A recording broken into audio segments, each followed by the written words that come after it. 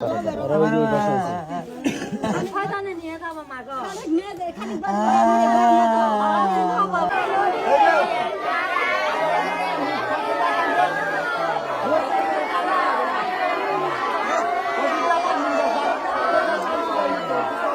আমি যে জায়গাটিতে দাঁড়িয়ে আছি এটা হচ্ছে জিঞ্জিরাম নদী, আর এটি জামালপুর জেলার দেওয়ানগঞ্জ উপজেলার ডাংধরা ইউনিয়নের মাখনের চর এবং হচ্ছে যে নিমাইমারি এর মধ্যবর্তী যে জিঞ্জিরাম নদী।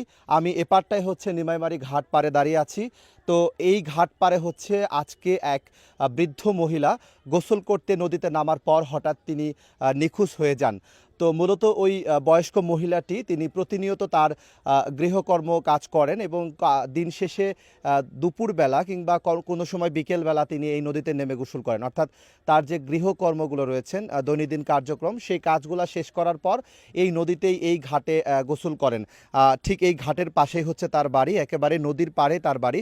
যেহেতু নদীর পাড়ে তার বাড়ি, এ কারণে তার পারিবারিক সাংসারিক কাজগুলো শেষ করার পর প্রতিদিনের মতোই কিন্তু এই নদীতে গোসল করেন। তো আজকে তিনি বিকেল 3:30টার দিকে আনুমানিক সময় তিনি তার যে গৃহকর্ম রয়েছেন সেই কাজগুলো শেষ করার পর প্রতিদিনের মতোই তিনি এই নদীতে গোসল করতে নেমেছিলেন। তো প্রতিদিনের মতো তিনি আজকেও নদীর পাড়ে এসেছিলেন গোসল করার জন্য। যেহেতু তিনি বয়স্ক মানুষ, সেই জন্য তিনি মগ নিয়ে এসেছিলেন, একটি মগ নিয়ে গোসল করার জন্য তিনি এই নদীর পাড়ে নেমেছিলেন। তো বিকেল আনুমানিক 3:30টার দিকে যখন গোসল করতে নামেন, ঠিক তখন মগটা ওপরে রেখে পানিতে তিনি নেমে, হালকা পানিতে নেমে প্রথমে গোসল করতেছিলেন। তার সাথে কেউ ছিল না, তিনি একা একাই গোসল করতে এসেছিলেন। তো গোসল করার সময় হঠাৎ করে তিনি এই জায়গাটিতে নেই, তো শুধুমাত্র মগটা পড়েছিল। তার যে নিকটাত্মীয়, অর্থাৎ তার যে আত্মীয় স্বজন, তারা দেখেন যে গোসল করতে গিয়েছে কিন্তু এত সময় লাগার কথা না। যখন সময় পেরিয়ে গেল, এখনও গোসল শেষ হচ্ছে না, আধা ঘন্টা পার হয়ে গেছে, নদীর পাড় থেকে আর বাড়িতে ফিরছে না। তখন তার আত্মীয় স্বজনের মধ্যে একটা সন্দেহ জন্মায় যে হয়তোবা কিছু একটা হয়েছে। তারপর তারা তাৎক্ষণিকভাবে নদীর পাড়ে এসে দেখেন একটি মগ শুধু পড়ে আছে, কিন্তু সেই বৃদ্ধা মহিলাটিকে খুঁজে পাওয়া যাচ্ছে না। আমি নদী ঘাটের মতো না জগ পাচ্ছিলাম, দাদি নাই কে আমি বলে দাদি তো নাই যে এটি জগ কে যায়। তারপরে আমি চুলাকে ধরিয়ে আনি এটাই হওয়া শিখি, হওয়া কোনো বলে ফ্যান চালু করে দিয়েছি, বলে মানে তুমি থাকো। আমি কিন্তু ওই দিয়ে গেছি, আল্লাহ গেছি, আসি আর দুই নাই, মানুষ নাই। নাতি ছাড়া আসি কোনো দাদু বলে কি এই জগটাই জেনে এটা এই জগ কলে তো পানি মুড়ির জগ কেনা নিয়ে গেল। তাই তো দাদি তো নিয়ে গেছে, পানির তো নিয়ে গেছেন, গেলাম পরিবারও নাই। এরপর তারা পানিতে নেমে প্রাথমিকভাবে খোঁজাখুঁজি করার চেষ্টা করেছিলেন। পরক্ষণে যখন আশেপাশের বাড়িঘর, আশেপাশের এলাকার যে পাড়া প্রতিবেশী, তাদের বাড়িতেও খোঁজ খবর নিয়েছে, কোথাও তাকে খুঁজে পাওয়া যাচ্ছিল না, তখন তারা শতভাগ নিশ্চিত হয়ে গেছিলেন যে হয়তোবা পানির নিচেই তিনি তলিয়ে গেছেন। তো তাৎক্ষণিকভাবেই সাথে সাথেই সরকারি যে জরুরি নাম্বার 999 নাম্বারে, এই নাম্বারে ফোন করা হয়েছে। 999-এ ফোন করার পর ফায়ার সার্ভিস, রাজীবপুরের যে ফায়ার সার্ভিস রয়েছেন নিকটবর্তী, এই ফায়ার সার্ভিসের সদস্যরা তারা তখনও আসতে পারেনি। বেশ প্রায় ঘন্টা খানেক ধরে ফায়ার সার্ভিসের জন্য তারা অপেক্ষা করছিলেন। কিন্তু ফায়ার সার্ভিস আসার পূর্বেই তাদের যে নিকটাত্মীয়, যে বৃদ্ধ মহিলাটি রয়েছে, তার যে নিকটাত্মীয়, তারা অনেক খোঁজাখুঁজি চেষ্টা করেন। নদীর পানিতে তারা নেমে অনেক জায়গায় খোঁজাখুঁজি করেছেন।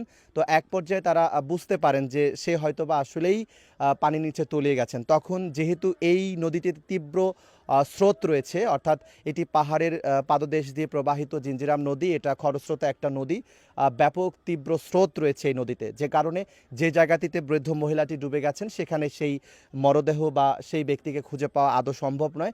যে কারণে এই জায়গাটি থেকে প্রায় 400 মিটার দূরে, অর্থাৎ এটা হচ্ছে উত্তর, 400 মিটার দক্ষিণে, অর্থাৎ স্রোত যেদিকে যাচ্ছে সেই স্রোতের দিকেই 400 মিটার দূরত্বে গিয়ে সেখানে গিয়ে প্রায় বলা চলে যে 3:30টার দিকে নিখোঁজ হওয়ার পর সন্ধে 6টার দিকে, অর্থাৎ প্রায় 2.5 ঘন্টা 3 ঘন্টা পর যে নিহত ব্যক্তি, সেই বয়স্ক বৃদ্ধা যে নিকটাত্মীয়, তারাই তাকে খুঁজে বের করেছেন।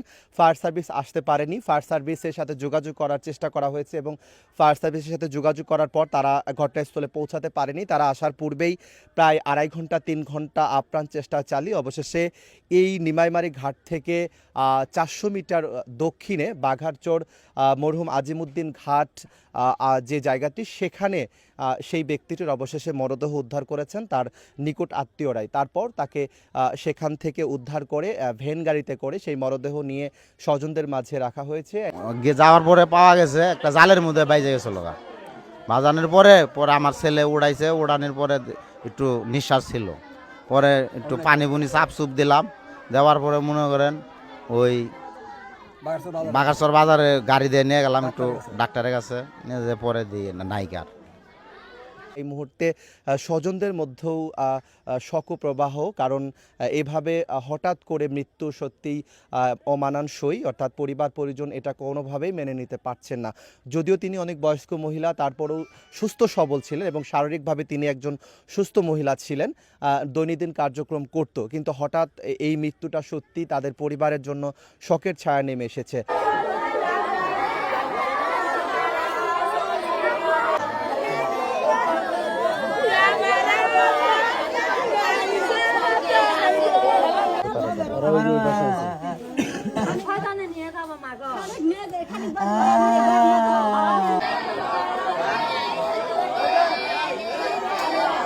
তো দিন শেষে যারা এই ধরনের বয়স্ক মহিলা আছেন কিংবা যারা শিশু আছেন, অবশ্যই আপনারা নদী তীরবর্তী মানুষ যারা আছেন, অবশ্যই আপনাদের সেই বয়স্ক মহিলাগুলো বা বয়স্ক ব্যক্তিদের এবং আপনাদের ছোট্ট সোনামণিদেরকে সতর্ক রাখবেন যেন নদী পাড়ে তারা খেলার ছলে হোক কিংবা গোসলের ছলে হোক যেন একা একা না আসে। অবশ্যই সাথে ব্যক্তিকে নিয়ে বা অভিভাবককে নিয়ে নদীর পাড়ে আসবেন, এটা আপনাদের অনুরোধ থাকবেন। আর দিন শেষে সেই নিহতর পরিবার, এই মুহূর্তে আমরা শোক সন্তুষ্ট পরিবারের প্রতি গভীর শোক এবং সমবেদনা জানাচ্ছি। আল্লাহ তাআলা ওনাকে জান্নাতবাসী করুক এবং শোক সন্তুষ্ট পরিবারের ধৈর্য ধরার তৌফিক দান করুন।